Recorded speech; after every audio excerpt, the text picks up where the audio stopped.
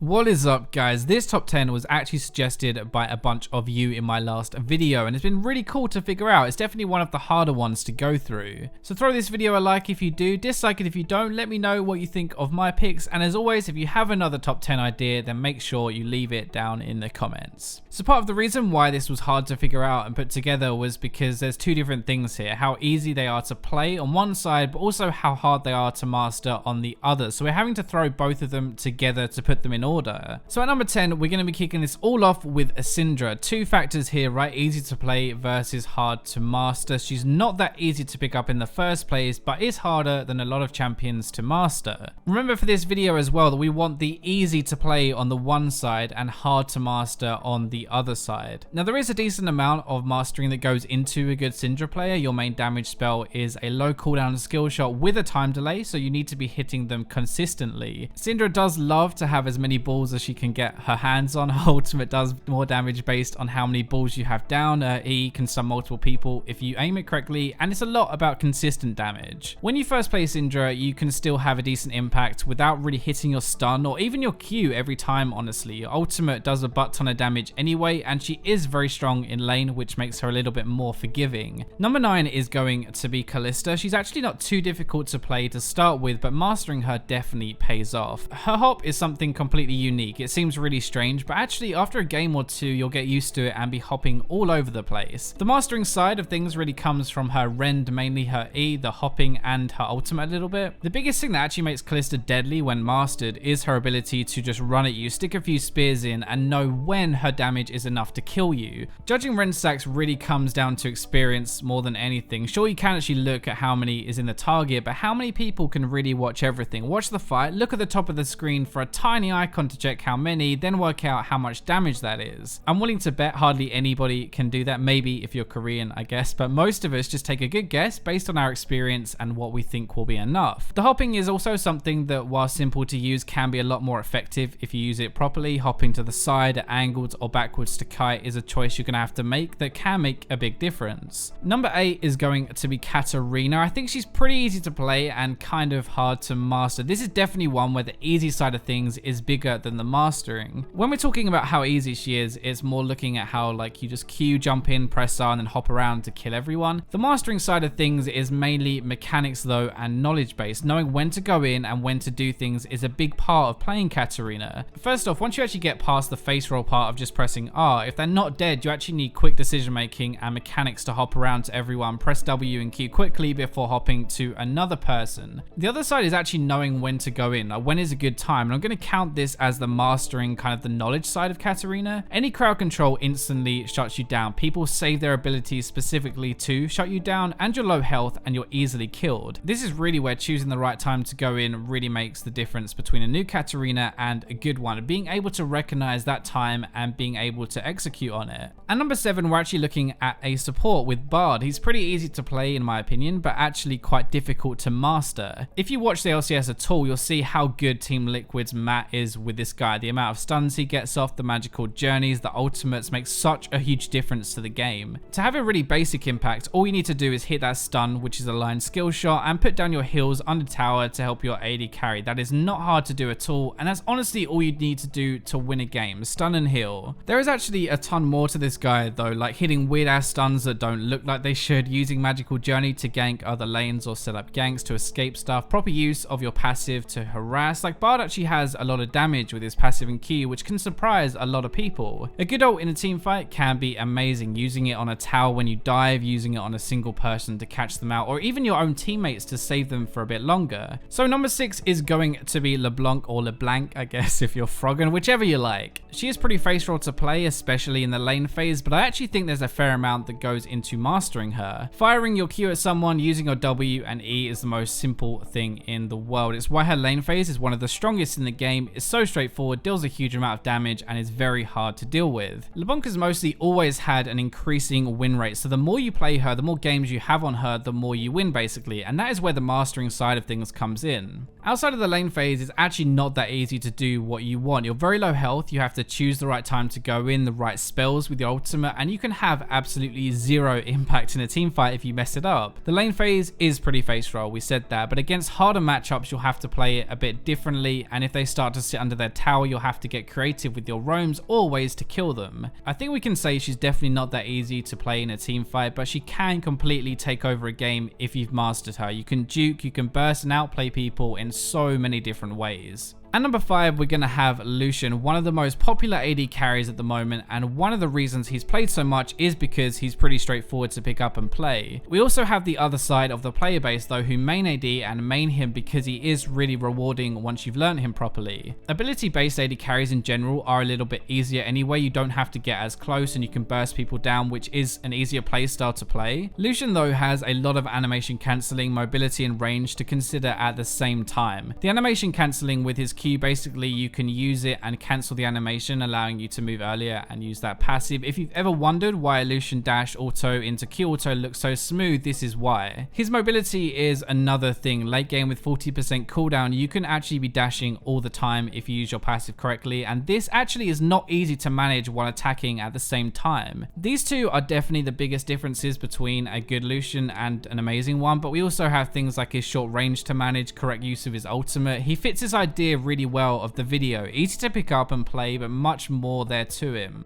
We're going to stick with AD carries at number 4, and we're going to look at Vayne. She isn't as easy to pick up as Lucian, but she is more rewarding and harder to master. She isn't too difficult. If you can survive the lane phase, then she has a good natural team fighting kit, a reposition, a butt ton of damage, and you won't have any trouble killing people. She is one of the champions that a lot of people just play even if they aren't great with her, especially higher up, because if they can survive lane, then they stand a good chance of carrying the game and having a big impact. That's like her basic level, I guess, but there is so much more that goes into making a good Vayne player. There is a reason why Vayne montages are everywhere. They have so many views and are so cool to watch. You can outplay in so many different ways, like you can juke with your tumble, you can dodge things, you can stun, you have more than enough damage to kite around and kill everyone. Her lane phase is probably the thing that will take the most time to master really. It's not hugely strong, okay, but there are points where you have an advantage. There are times when you can set up a stun and look to go aggressive, and after level 6 she can kill almost anyone if she plays the fight correctly. Top 3 time now, so as always in my top 10, let me know in the comments who you think is going to be here. Remember, these are how easy they are to play and how hard they are to master put together. So the third spot, we're going to have Lucian, and let me just say, I think he is one of the hardest champions to master, if not the hardest. As we just said, we're looking at two different things here though, how hard they are to master combined with how easy they are to play. Lucian is not that easy to play, let's be honest, okay? Yes, you can just Q onto someone, ult them, and if you're ahead, they'll probably die. In a way, as a ganker and stuff, I guess it is straightforward to have an impact and do things. Team fights though, and later into the game, it's not easy at all, and that's really where the lead you'll probably have earned. Earlier means less, and you can't carry as easy unless you know what you're doing. This is where the mastery part comes into play a lot more. There are literally hundreds of different ways to do things on a Lucian, all with a very slightly different outcome or better in different situations. For example, you can just Q onto someone, right? You can fly at them, auto, and then ult, or you could Q onto someone, you could flash next to them, ult them, and then follow the Q for more execute damage on the Q. Lucian is not the easiest champion to just pick up and play, but once you've mastered him, or once you start to master him, you'll be able to achieve so many cool plays. So number 2 is going to be Master Yi, and hold on, okay, before you flame me, hear me out. This is kind of the reverse of Lucian. Master Yi is very easy to play, but he's also fairly difficult to master, more difficult than you probably realize. The easy stuff is, yeah, you just right click and go. You press Alt once, you press your E once, and you hit them until they die. That is pretty face roll, so he ticks our first box of easy to play. The harder stuff is stuff that isn't as commonly used. I guess your heal, the W is one of the main things. The first thing is that it gives you damage reduction and a fair amount too, 50% at rank 1, which is massive. Think if you're fighting a Syndra and she ults you, you press W and suddenly her whole ultimate damage is reduced by half. That is insane, and it takes some practice to actually time that correctly and use it to block things. The other thing is when you're on the offensive more, you can actually use the W to auto attack cancel. This means that you can auto attack, you W instantly after, which you instantly cancel as well, and you'll be able to attack again straight away instead of waiting for your auto attack timer.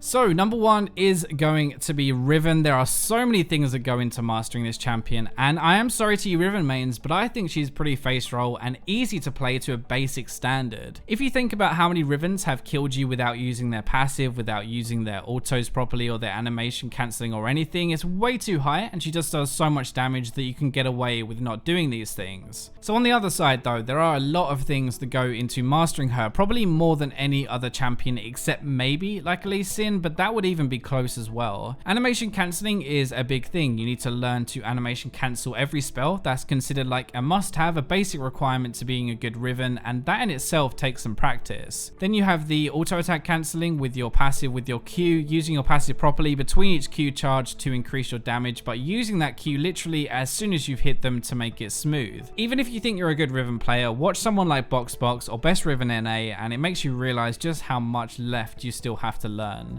So what do you guys think of my top 10? It was harder than my others to put together, so there's a bit more justification and stuff. There are two factors, right? The easy side and the hard to master side. So remember to like, subscribe, comment, share, but for now we're going to go to the robots.